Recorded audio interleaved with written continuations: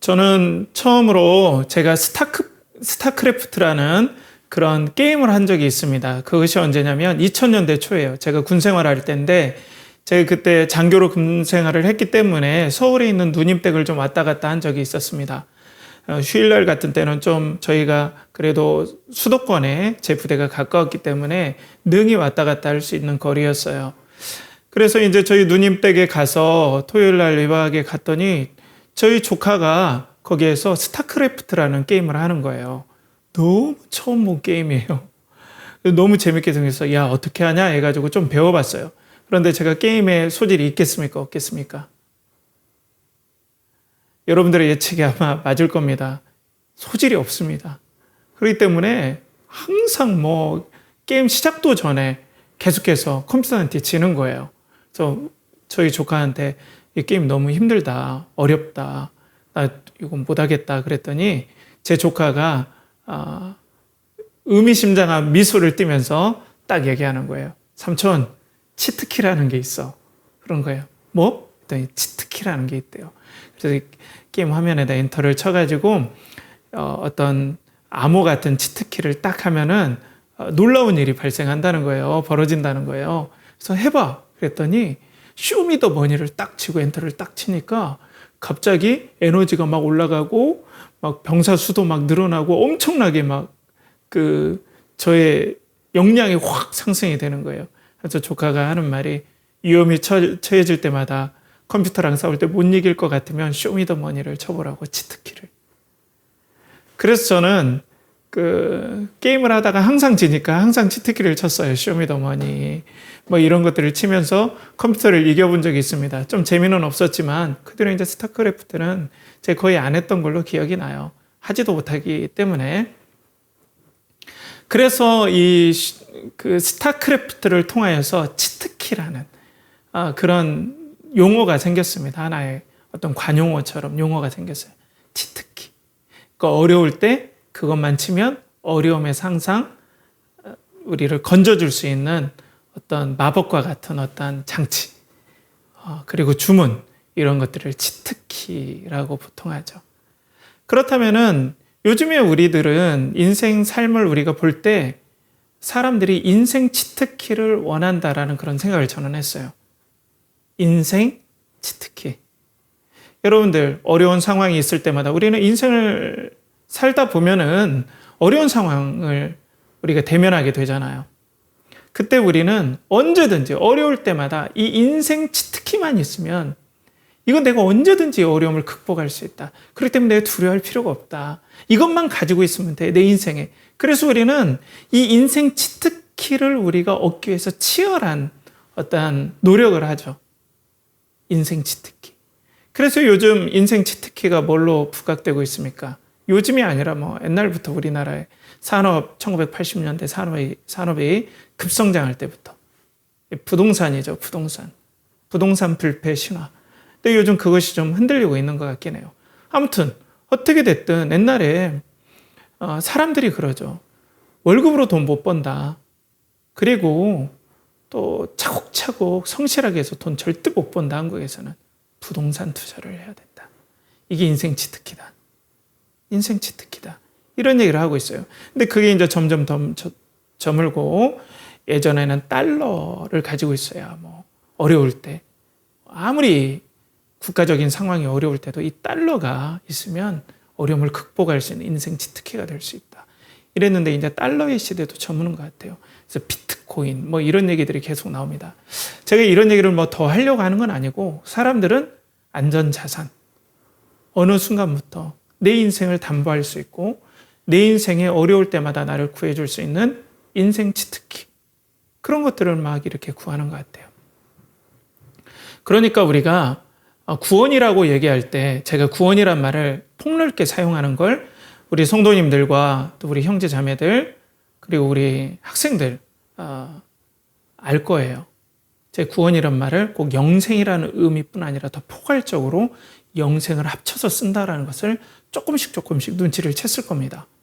그래서 우리 인생의 구원이라고 생각하는 그런 것들을 우리가 생각할 때 구원은 단지 죽어서 천국 가는 것, 죄용서 받는 것만 구원이 아니고 이 땅에 살면서 예수 그리스도를 인생에, 표현이 정말 죄송하지만 나를 언제든지 건져주시고 도와주시고 또 인생을 복되게 할 수 있는 내 인생의 반석, 그걸 조금 비속어를 섞으면 거룩한 인생의 치트키로서 예수 그리스도를 믿느냐, 그리고 그 예수 그리스도가 나와 나의 삶을 구원하시고 나의 삶을 완전히 회복하실 그런 분이시고 뿐 아니라 더 나아가서는 가장 본질적인 하나님과의 관계에서 나를 회복시켜 주셔서 영생과 구원을 얻게 하시고 하나님 나라를 상속받는 그런 진정한 내 삶과 내 인생과 내 생명의 구원자가 되시는지, 거룩한 인생의 치트키가 되시는지,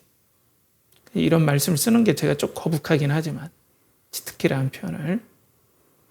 그런데 이것이 나눠지지가 않아요, 여러분. 삶과 구원이 여러분 분리가 안 됩니다. 삶과 구원은 완전히 한 몸처럼, 유기체처럼 딱 붙어 있어요. 그러니까 인생 따로 구원 따로 얘기를 할 수 없습니다. 그러니까 우리가 예수 그리스도를 믿을 때 우리의 삶 따로, 그리고 신앙 따로 이런 식으로 예수 그리스도를 믿을 수가 없어요.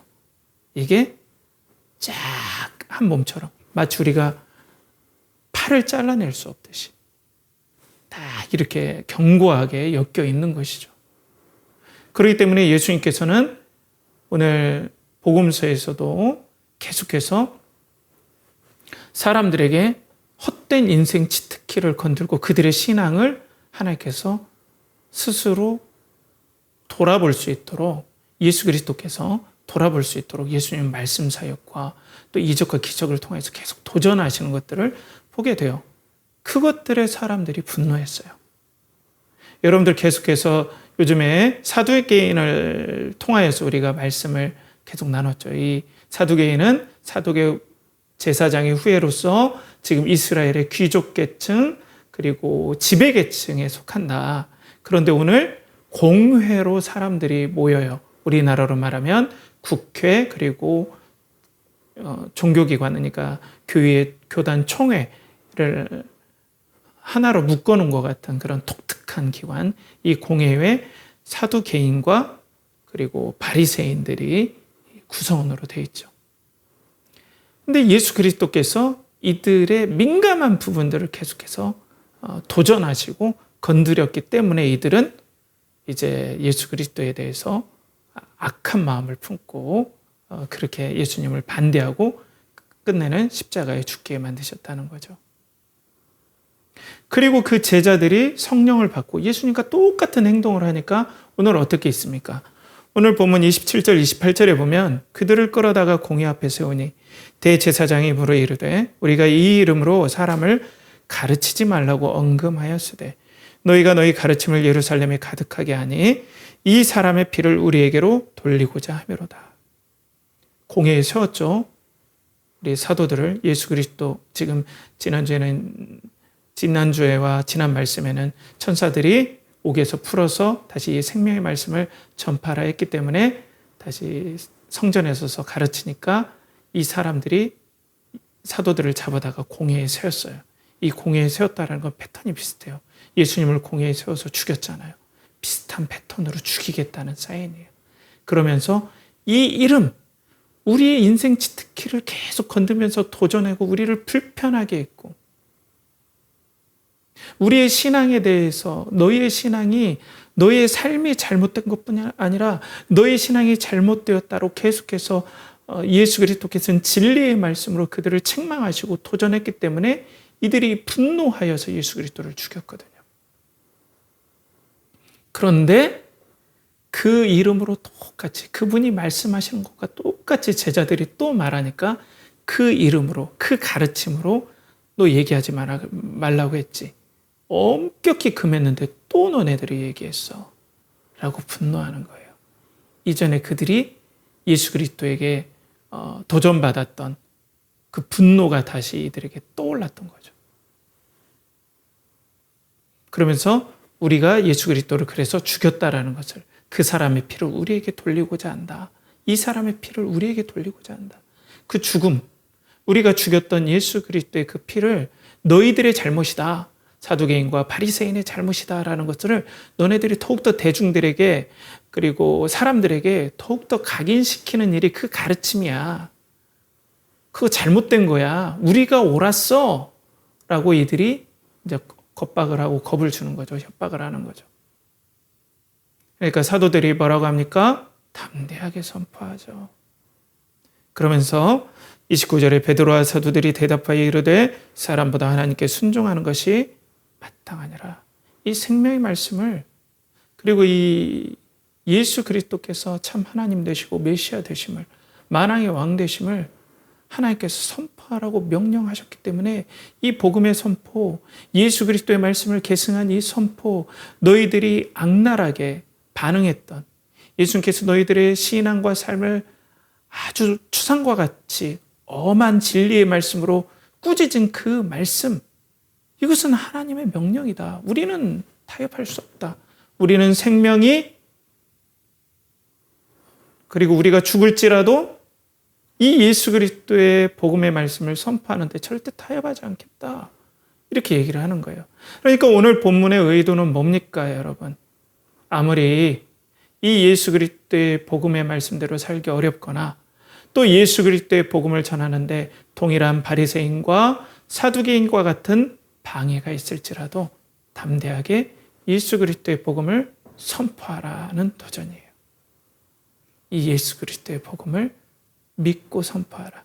그런데 우리 교회에 특별한 어떤 특수한 상황이 있죠. 왜냐하면 예수 그리스도를 믿는 성도님들도 계시지만 예수 그리스도를 믿기에 주저주저하고 고민하는 예배자가 있죠. 그렇기 때문에 오늘 말씀에 제가 이 예수 그리스도를 선포해야 됩니다. 이렇게 도전하기에 적용하기에는 여러 고민들이 되었어요. 그렇기 때문에 우리는 이렇게 한번 우리가 또 마음에 묵상해 보면 어떨까요? 오늘 말씀을. 그리고 오늘 말씀 하나님께 주시는 말씀을 마음에 이런 식으로 담아 보면 어떨까요? 예수님께서 우리의 인생 치트키를 건드린다 하실지라도 우리는 구원자로, 예수 그리스도를 구원자로 계속 믿을 수 있을 것인가? 예수 그리스도께서 우리 인생의 치트키, 우리 인생이 이거 아니면 죽습니다. 라고 하는 것들을 우리의 삶을 계속 터치하시고 그러면서 생명의 복음의 말씀을 함께 동일하게 이게 연결된 거야. 라고 계속해서 도전하신다면 우린 정말 그 예수 그리스도를 믿을 수 있을까? 어떤 은혜를 주실까? 우리가 한번 고민해 봐야 될 문제이기도 합니다. 그러면 우리가 예수 그리스도를 믿으려고 하는데 예수님께서 우리 인생 치트키를 건드신단 말이에요. 그 중에 첫 번째가 인기입니다. 인기. 우리가 연예인도 아닌데 무슨 인기냐라고 할 수 있어요. 근데 인기를 좀 폭넓게 이제 꼭 연예인의 인기라고는 볼 수 없겠죠. 우리가 그런 연예인이 아니기 때문에. 그런데 오늘 말씀에 보면은 사도들이 성전에서 예수 그리스도를 전파하니까 성전 관리 병력들이 성전 경비대들이 이 사도들을 체포하는데 그 체포하는 장면들을 좀 봅시다. 25, 26절에 보면 사람이 와서 알리되 보소서 옥에 가두었던 사람들이 성전에 서서 백성을 가르치더이다 하니 성전 맡은 자가 부하들과 같이 가서 그들을 잡아왔으나 강제로 못하면 백성들이 돌로 칠까 두려워함이더라. 여기에서 이 성전 경비 병력들 그리고 또 넓게는 이 공의의 의원들, 예수 그리스도를 죽일 때도 동일하지만 이들이 누구 눈치를 계속 보는 것 같습니까? 백성들의 눈치를 봅니다. 백성들의 인기와 지지가 자기의 삶을 지탱하는 힘인 걸 알아요. 이들이 정치가들이기 때문에 이걸 예민하게 간파합니다. 여기에서 명예와 영광들이 온다라는 것을 알아요. 사람들이 지지해주면 얼마나 그 힘이 강력합니까? 그렇기 때문에 이들이 백성의 눈치를 보면서 이전과 같은 경우에는 옛날에 고문서에 보면은 이 성전 경비 병력들이 같은 시골 대제사장 그룹들이 좀 중앙에 있는 예루살렘에 있는 핵심 대제사장 그룹들이 급여를 주지 않고 막 핍박하고 하면 이들이 볼멘 소리를 하면 이 성전 경비대 병력들이 가서 무자비하게 폭행했습니다. 무자비하게 폭행했어요. 그러니까 이들의 폭행과 이들의 안함인 사람들의 눈치를 보지 아니하고 사람들의 어떤 것들을 행하지 않는 고려하지 않는 이들의 어떤 품성이라든지 이전에 했던 행태들을 감안한다면 사람들이 눈이 다 보는 데서 사람들의 인기와 관련된 예민한 상황에서는 엄청 눈치를 본다는 걸 봐요. 이들이 이렇게 눈치 보는 사람들이 아니거든요. 사람들의 인기가 사실상은 사두개인과 바리새인들의 아주 민감한 부분이었어요. 그걸 먹고 그들이 힘을 얻는다는 거죠. 그런데 오늘 보면은 지난주에 봤듯이 사두개인들이 시기가 가득했죠. 왜냐하면 이들에게 다 백성들의 인기와 이목들이 다 집중되고 칭송이 이쪽으로 가니까 그래요. 그러니까 시기가 가득했죠. 위협을 느낀 거예요. 인생 치트키가 흔들리기 시작한다는 겁니다. 그러니까 이들이 너무나 큰 당황을 하게 된 거죠. 우리도 동일하지 않습니까? 우리를 살아갈 때 정말 이 인기라는 건 그리고 사람들한테 인정받는다는 건 너무 중요해요. 조직 생활에서 특히 한국은 이 공동체 생활, 조직 생활이 너무나 중요하지 않습니까? 선생님들은 학생들에게 인기가 있어야 됩니다. 제가 학교 다닐 때 인기 있는 선생님이 있어요. 그 선생님 날라다니셨습니다. 정말 인기 있어요. 저도 그 선생님 존경했어요. 그러니까 그 선생님이 하시는 말씀이면 정말 학생들이 큰 소리 내지 않아도 선생님에게 고개를 숙였죠. 인기가 이렇게 파워가 있습니다. 그러니까 그 선생님은 언제든지 항상 웃고 다니셨어요. 학교 다니실 때. 학생들한테 인기가 있기 때문이죠. 그렇죠. 이 인기는 우리에게 큰 힘이 됩니다. 인생을 사는데 특히죠. 정치가들에게도 인기가 너무 중요하지 않습니까? 지지율이 맨날 뉴스에 나오잖아요. 이번에 정부의 지지율, 대통령 지지율, 정당별 지지율 계속해서 나오잖아요. 인기가 어디에 향하느냐가 바로 권력이고 그 사람의 안전이기 때문에 그래요. 그러니까 인기만 많으면 돼요. 인기만 많으면. 그렇기 때문에 히틀러가 어떻게 정권을 잡았습니까? 인기가 있으니까 그래요. 그럼 막 달변이었어요. 그 연설에 재능이 있다는 걸 나중에 깨닫고 막 연설하면 대중들이 환호하고 반응하니까 인기가 높아지니까 어때요? 독일의 정권을 잡아버리잖아요. 세계를 막 흔들어댔어요. 그 인기를 힘입어서. 그러니까 이 인기는 어떤 순간에도 나를 지켜주는 어떤 강력한 인생 치트키가 될 수 있죠. 그런데 예수 그리스도께서 다가오실 때 이걸 건드신다는 겁니다. 왜 바리새인과 사두개인들이 왜 싫어했습니까? 네가 찬양받을 자 하나님의 아들 그리스도냐? 라고 물어봤죠. 네가 찬양받을 자 하나님의 아들 그리스도냐? 그럴 때 예수님께서 내가 그렇다고 하였느니라. 내가 그렇다 그런 거예요. 내가 찬양받을 자, 영광받을 자, 찬양과 영광을 온전히 받으실 하나님의 아들 예수 그리스도다. 이때 옷을 찢어버려요. 이 공회에서 옛날에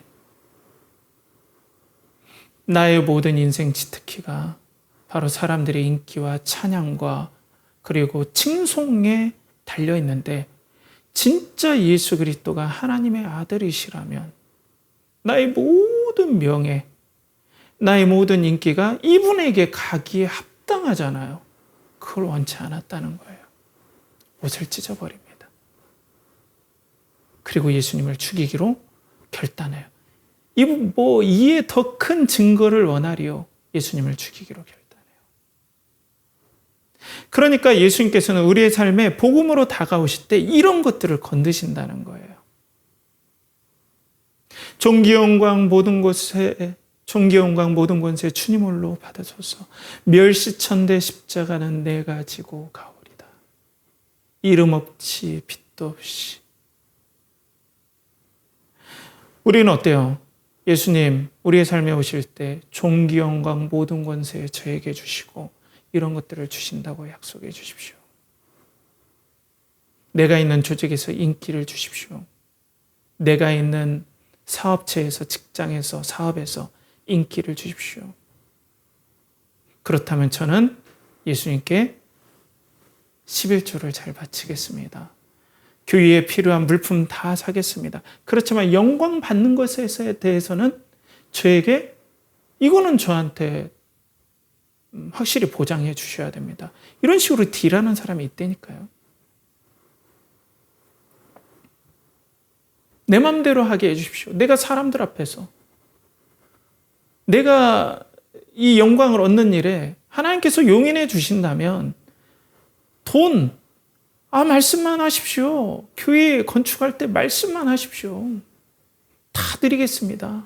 이것만 저를 얻게 해주신다면. 그런데 예수님은 진짜 복음에서 그게 아니야. 너희가 죄로 말미암아 이 하나님의 영광을 찬탈하려고 했어.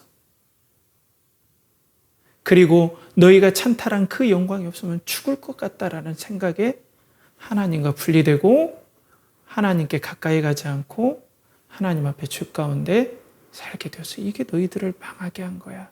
난 그걸 회복하러 왔다. 그 영광을 나에게 주면 내가 너희에게 영광을 주마. 나의 영광을 너희에게 주마. 라고 예수께 약속하시면서 내가 그 생명의 영광의 구주다. 나의 안에 그 영광이 있기 때문에 나에게로 와라. 나를 믿어라. 내가 주는 영광으로 만족해라. 라고 하는데 아니에요. 저는 사람들이 그 칭송하는 그 영광, 그 인기가 필요하다는 거예요. 그게 없으면 어떻게 인생을 삽니까? 예수 그리스도 안에 영광이 있다고 하는데 예수님 따라가면 십자가 지어야 되잖아요. 이렇게 돼서 복음만 건드리면 우리가 예수 믿으면 구원받습니다. 아멘. 예수님 십자가에 부활하셨습니다. 아멘. 예수님 믿으면 죄 용서받습니다. 아멘 하는데 삶의 복음까지 같이 붙이면 이게 부딪혀요. 그렇지만 이 예수님을 믿기 위해서는 이 영광을 내려놓고 주님을 따라가야 됩니다. 예수 그리스도를 따르려면 모든 재산을 다 가난한 이웃들에게 나눠주고 나를 따르라 할 때 이게 부딪힌다는 거예요. 삶과 영생의 복음은 절대 분리할 수가 없습니다, 여러분. 근데 우리는 분리하면서 생각한다는 거예요. 인생 치트키를 예수님은 이런 식으로 계속 복음은 건드리는데 이걸 싹둑 잘라서 이거 반쪽 복음만 한다. 이건 온전한 복음이 아니에요, 여러분. 때문에 우리는 존귀 영광 모든 권세 그 인기를 주십시오. 그 명예를 주십시오. 이렇게 한다는 거죠. 이걸 건들면 예수님 안 믿어요, 여러분. 예수님 안 믿어요. 믿을 수가 없어요. 불안해서 못 믿어요. 예수님이 나의 영광이고 나의 거룩한 보장이 되신다 라는 게 믿어지지가 않아요. 왜? 지금 이게 믿어지는데요. 인기가 바로 나의 삶에 직결하고 이것이 나의 구원이고 이것이 나의 생명이라고 믿겨지는데요. 예수님 어떻게 믿습니까? 이게 뗄래야 뗄 수가 없는 거죠. 다음으로는 능력이에요, 여러분. 능력입니다. 이제 바리새인이 공회에서 이 사도들을 신문해요. 왜냐하면 사두개인과 바리새인이 이 공회라는 사내들인 공의회라는 그것을 구성하는 한마디로 우리나라의 여당 야당 이렇게 되듯이 그 비슷한 거예요. 이들로 구성이 되어 있어요. 사내들인 공의회가. 근데 바리새인들은 어떠냐면 독특해요. 이 사람들은. 이들은 하나님 앞에 성결함이 되면 내가 하나님이 원하시는 성결함을 내가 갖추고 있으면 이건 천하무적이 된다라고 생각했어요. 쉽게 얘기해서 내가 하나님께서 원하시는 성결함의 수준을 만족시켜드리면 나는 천하무적이 되니까 두려울 게 없다. 이게 인생 치트키다, 나에게. 그런 거예요. 그러면서 많이 나눴었죠. 이들이 어떻게 합니까? 하나님 말씀에 한 구절이 있다면 여러 세부 조항을 만들어요. 자기네들이 세부 조항을 만들어 놓고 이걸 체크리스트를 다 맞추면은 나 이제 하나님 앞에 사랑받을 자격이 있고 하나님의 보호하심과 능력이 나와 함께하니까 내가 두려울 게 없어. 그러니까 이 모든 내가 체크리스트에 다 체크가 되면 이건 두려울 게 없는 거예요. 인생 치트키인 거예요. 그런데 여러분 보십시오. 이런 절제의 능력을 가진 사람들이 몇이나 됩니까? 그러니까 이건 진짜 고도로 자기를 절제하고 훈련하고 각고의 노력을 하는 사람들이 성취할 수 있는 일부의 기준이에요. 대부분 이걸 완벽하게 할 수가 없어요. 대부분이. 일부만 이걸 체크리스트를 다 체크할 수 있어요. 그건 뭐예요? 이 엄청난 것들을 이룰 수 있는 능력을 가진 자를 사랑하시는 하나님으로 이들은 믿었다는 거예요. 뭐라고요? 이 엄청난 체크리스트를 다 감당할 수 있는 능력 있는 자를 사랑하시는 하나님. 그 하나님을 이들은 믿었어요. 그렇기 때문에 내가 하나님께 이렇게 모든 것들을 다 했습니다. 그런데 이들이 가장 아주 경멸했던 사람들이 누굽니까? 바리새인들과 죄송해요. 이 바리새인들이 경멸했던 사람들이 세리와 창기, 죄인들이었죠. 이들은 이런 것들을 지키질 못하는 거예요. 금식도 안 해요.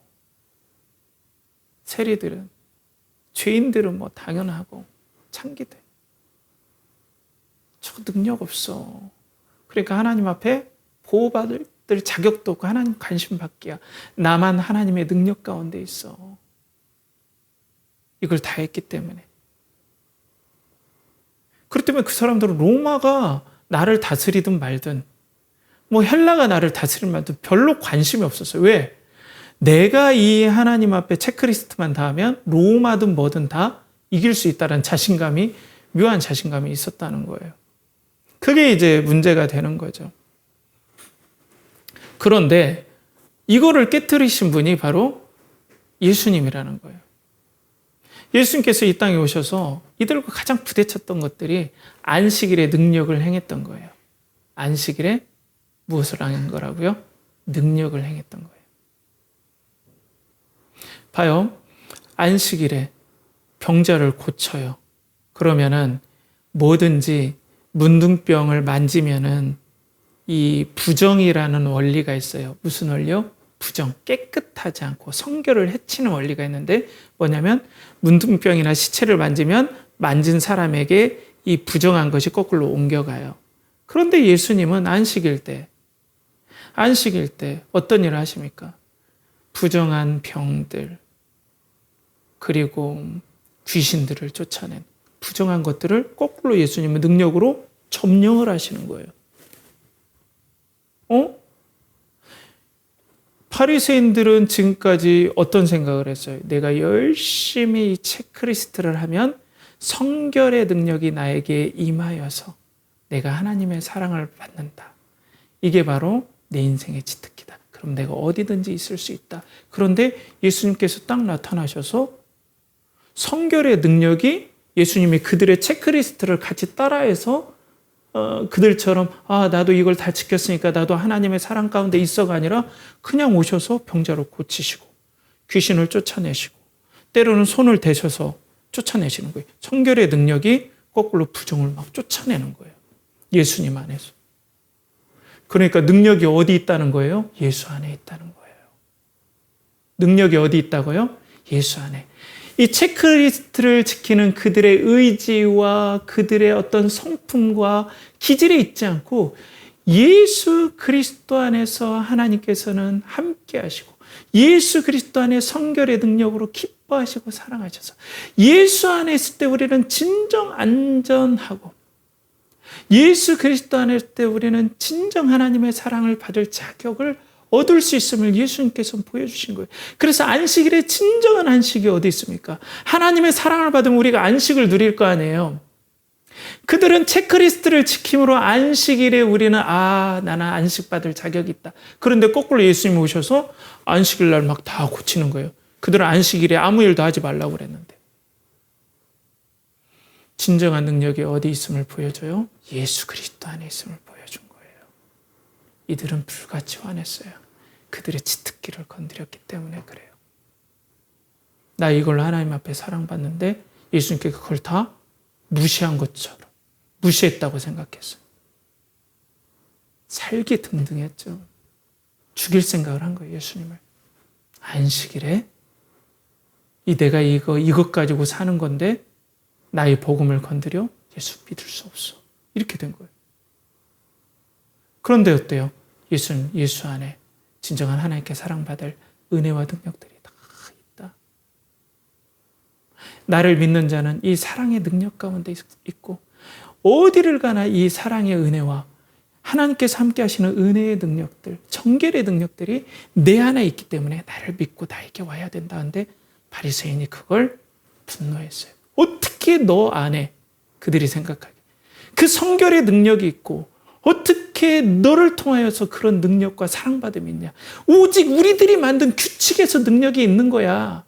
인생 치트키는 이거였어. 네가 제시한 그건 능력이 아니야. 라고 하면서 그들은 예수님을 거부했다는 거예요.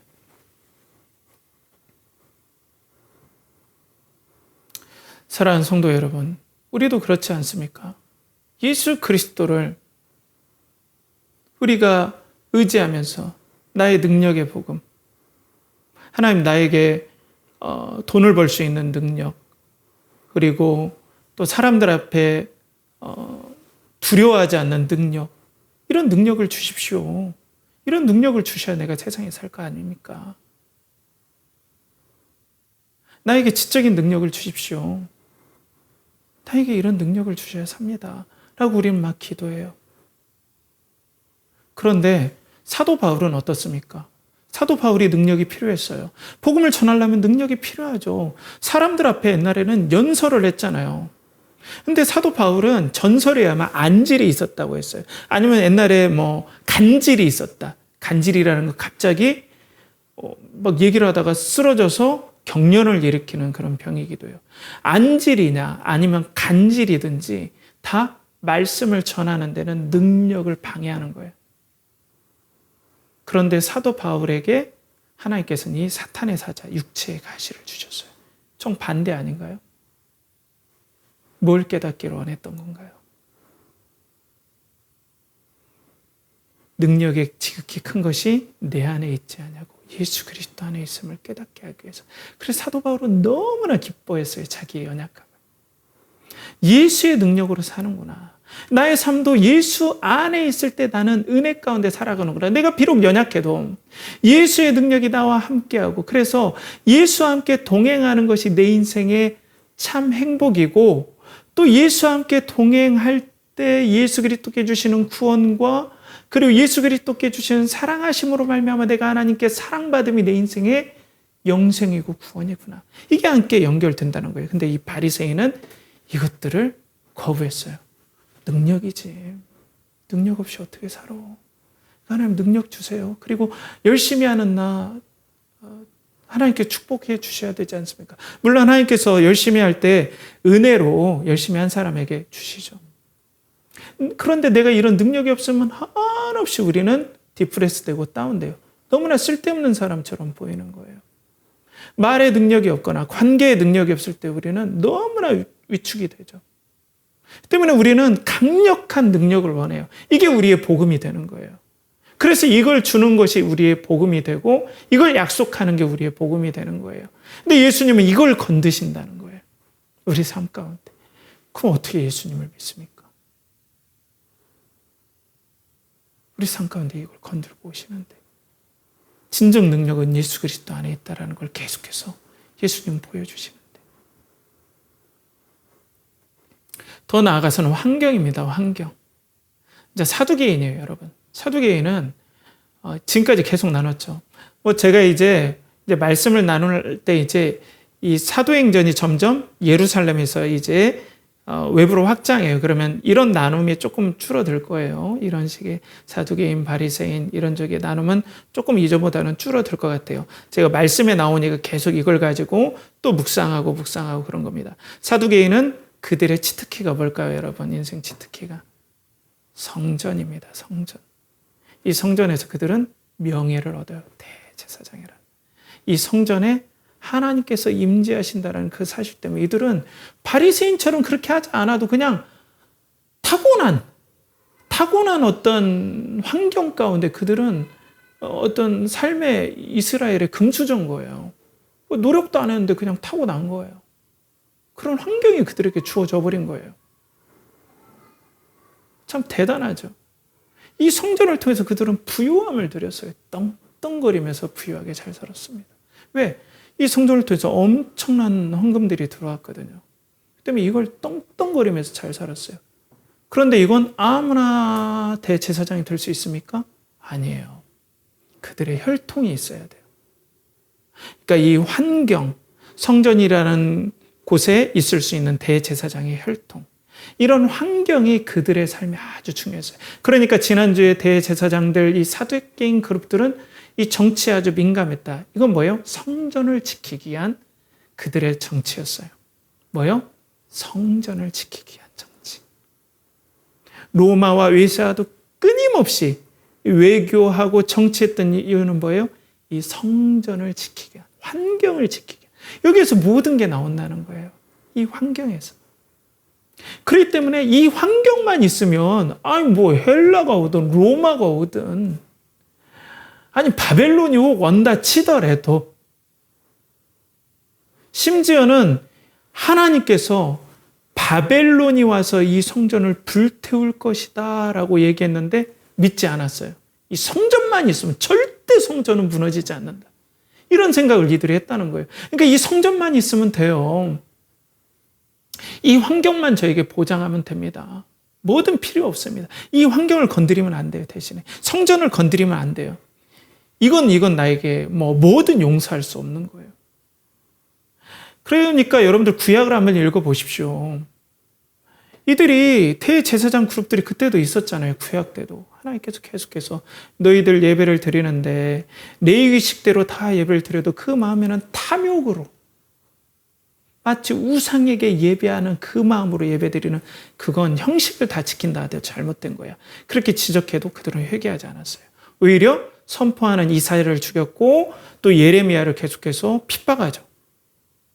이게 바로 성전 불패 신화입니다. 성전은 절대 망하지 않는다. 이 환경만 가지고 있으면 나는 인생 치트키를 가지고 있는 거야. 이렇게 생각했어요.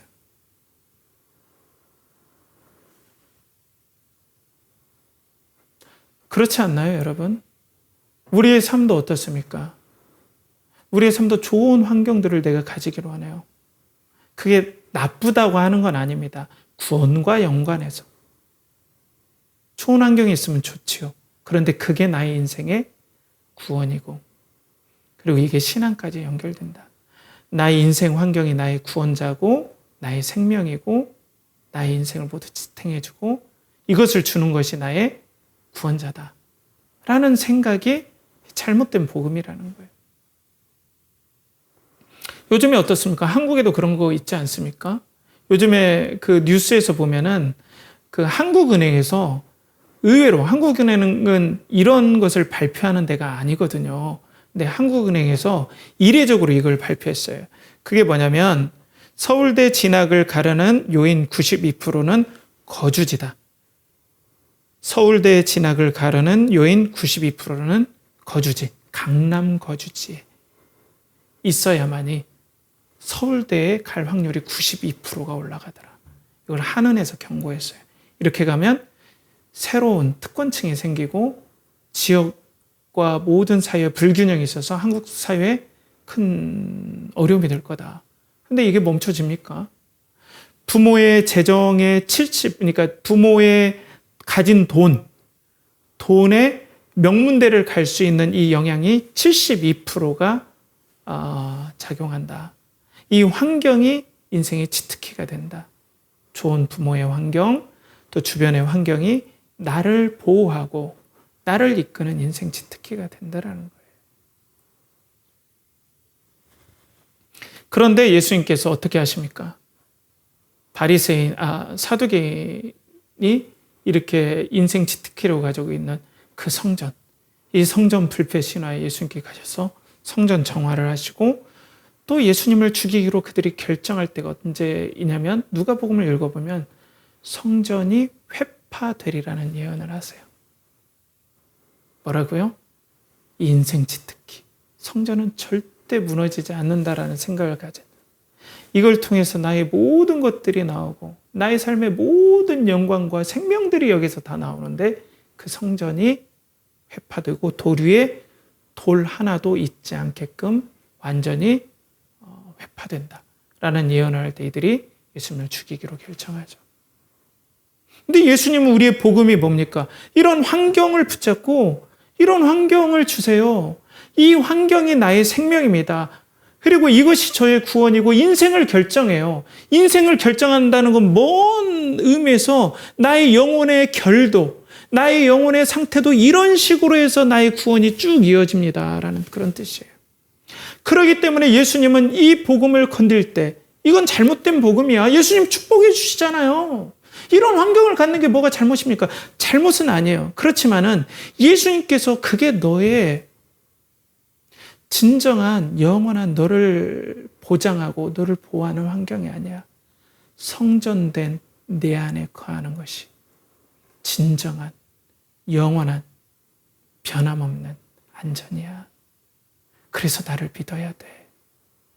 보이는 환경이 너를 영원히 보장하는 게 아니야. 그 성전이 너희를 보장하는 게 아니라 성전된 하나님의 임재가 있는, 하나님이 있는 성전된 내 안에 그 구원이 있어 라고 예수님은 얘기할 때 사람들은 거부했어요. 그게 무슨 말이야? 얼토당토 않는 얘기. 너가 어떻게 그리스도와 구원자 하나님의 아들이 될 수 있냐? 넌 그리스도가 될 수 없어. 넌 마땅히 죽여야 해 하면서 예수 그리스도를 죽였다는 거예요. 이렇게 우리는 이 복음 신앙에 대해서 의외로 예수님께서 이 복음을 접근할 때 그냥 예수님 믿으면 천국 가요, 죄사함 받아요 이렇게만 얘기하지 않고 삶을 다 아울러서 복음을 그렇게 함께 다뤄가시고 이게 떨어질 수 없게끔 다 모든 것들을 우리의 영혼의 상태를 그냥 영적인 것만 뚝 떨어져서가 아니라 삶까지 다 다루는 게 우리 영혼의 상태로 예수님께서는 말씀하셨다는 거예요. 지금 우리 초등학생들, 중학생들 좀 말씀이 어려울 수 있습니다. 그렇지만 이게 너무나 중요한 거예요. 그러니까 예수 그리스도가 나의 생명이 되시는구나. 이 땅에서도 나를 담보하는 것은 강남 8학군이 아니고 또 어떠한 위치가 나의 안전지대의 환경이 내 인생과 내 생명을 주관하고 이것을 주시는 분이 구세주와 구원자가 아니라 예수 그리스도 안에 나의 진정한 생명과 안전과 그분이 나의 성전 되십니다. 이렇게 고백하는 사람들에게 예수님의 생명이 임하고 구원이 임한다는 거예요. 그럴 때 다양하죠. 어떤 사람 가난할 수도 있고 어떤 사람 좋은 데 살 수 있어요. 우리가 공산당도 아니지 않습니까? 그렇지만 거꾸로 이 생각을 얘기하는 거예요. 이 믿음을 얘기하는 거예요. 그러면 어떻게 합니까? 예수 그리스도께서 우리의 영광이 되시고 예수 그리스도께서 우리의 능력이 되시고 알아요. 근데 갈등이 돼요. 눈에 보이기로는 그래도 인기가 있어야 되고 그래야 살 수 있는 것 같고 그래도 능력이 있어야 우리가 살 수 있는 것 같고 그래도 안전한 환경이 있어야 우리가 행복하게 사는 거 아닙니까? 누가 뭐라고 했어요. 근데 그게 예수 안에 있다는 거예요. 그렇기 때문에 이 땅에 그런 것들이 혹 없더라도 우리는 이 예수만으로 살 수 있다는 게 복음이에요. 근데 우리는 갈등해요. 아닌 것 같은데요. 근데 바리새인과 사두개인은 더 강력하게 반발했어요. 왜? 그게 인생 치트키니까. 그걸 보장해 주는 게 구원자고 하나님이라고 믿었기 때문에. 근데 우리도 다를 바 없다는 거예요. 여기에서 우리는 진짜 구원을 믿냐, 진짜 예수 그리스도를 믿냐가 결정이 된다는 거예요. 그런데 어떻습니까? 오늘 사도들이 이런 선포를 합니다. 30절에 너희가 달아 죽인 예수를 너희가 강력하게 반발하고 저주하면서 나무에 달아 죽인 예수를, 이건 저주했다는 거거든요. 예수 그리스도 인생 치트키가 될 수 없어 라고 저주했던 예수 그리스도를 누가 살려버립니까? 너희 조상이 하나님이 살리셨다. 우리의 조상이 하나님이 살리시고 이거 엄청난 선포입니다. 너희들이 틀렸어라고 하나님께서 딱 판결해 주신 거예요. 부활시켜 주신 거예요. 구원은 예수 그리스도 안에 있다 라고 하나님께서 딱 완전히 판결해 주신 거예요. 우리가 CCBB에 가릴 때 정치권에서도 삶에서 나중에 최종 판결대가 어디입니까? 우리나라는 헌법재판소예요. 그 판결하면 아무도 말 못해요. 그렇게 해야 돼요. 헌법재판소에서 판결이 딱 나면 대통령도 그만둬야 돼요. 탄핵되면. 헌법재판소에서 판결이 되면. 그러면 우리의 영혼과 우리의 삶의 가장 높은 판결이 어디입니까? 하나님이세요. 근데 그 하나님이 예수님을 살려버리셨어요. 자, 봐라. 인생의 참된 구원, 인생의 참된 생명, 너희들의 인생과 그리고 영혼의 참된 구원과 생명은 예수 그리스도 안에 있다. 너희들이 원하는 바리새인과 사두개인들이 원하는 능력과 인기와 안전한 환경, 이것들을 보장해 주는 게 신이 아니라 모든 그 영광과 그리고 명예와 그리고 안전은 예수 그리스도 안에 내가 두었다. 예수 그리스도가 너희의 구원이다 라고 하나님께서 부활로서 선포한 겁니다. 그러니까 사도들이 이 부활을 증거하는 거예요.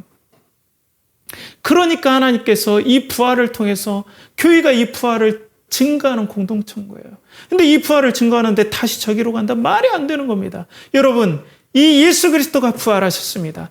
하나님께서 판결하셨습니다. 이제는 어떤 시시비비가 나올 수가 없습니다.